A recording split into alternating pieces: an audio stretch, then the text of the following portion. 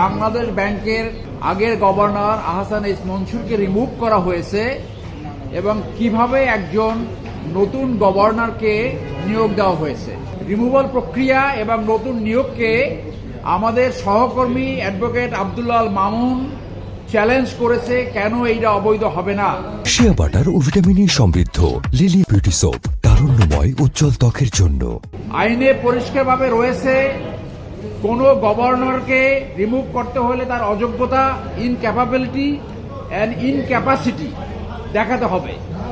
হাসান মনসুরের ক্ষেত্রে এগুলো কিছু ছিল না এবং নতুন নিয়োগের ক্ষেত্রে আইনে ক্লিয়ারলি আছে, কেউ যদি ব্যাংক ডিফল্টার হয় তাহলে তাকে গভর্নর হিসেবে নিয়োগ দেওয়া যাবে না। তিনি যেহেতু লোন ডিফল্টার ছিলেন, সেই জন্যই তার লোন রিশিডিউল করতে হয়েছে। সো নতুন নিয়োগকৃত যে গভর্নর, সে স্পষ্টভাবে একজন লোন ডিফল্টার ছিল। এছাড়াও পত্রিকায় বের হয়েছে এই বর্তমান যে গভর্নর, তার সাথে বাংলাদেশে ব্যাংক লুটপাটকারী, ব্যাংক ধ্বংসকারী এস আলমের ব্যবসায়িক প্রতিষ্ঠানের শেয়ার রয়েছে এবং তার যোগসাজশ রয়েছে। ধারণা করা হয় এস আলম ম্যানিপুলেট করে তাকে এইখানে গভর্নর হিসেবে নিয়োগ করতে সমর্থ হয়েছে। 5ই আগস্টের পরে এই ধরনের নিয়োগ জনগণ প্রত্যাখ্যান করেছে। আপনারা সোশ্যাল মিডিয়া এবং পেপার পত্রিকায় বিভিন্ন ধরনের আলোচনা, সমালোচনা এবং পর্যালোচনা দেখেছেন। সাধারণ মানুষ এটাকে ভালোভাবে নেয়নি। 5ই আগস্টের পরে এই ধরনের নিয়োগের ক্ষেত্রে মানুষ অত্যন্ত এগ্রিভড হয়েছে।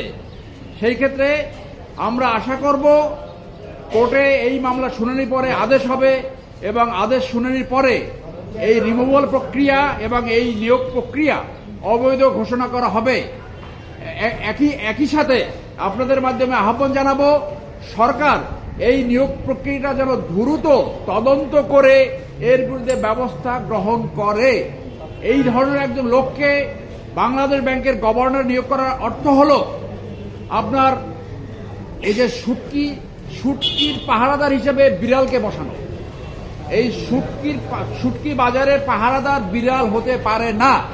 তিনি বাংলাদেশ ব্যাংকের গভর্নর হওয়ার সাথে সাথে কোনো একটি ব্যাংকে 1000 কোটি টাকা ইতিমধ্যে সেখানে দিয়েছেন এবং আরও জানা যায় তার বাবার একটা ইন্ডাস্ট্রি, সেই ইন্ডাস্ট্রিতে সে 800 কোটি টাকা লোন দেওয়ার ব্যবস্থা করেছেন।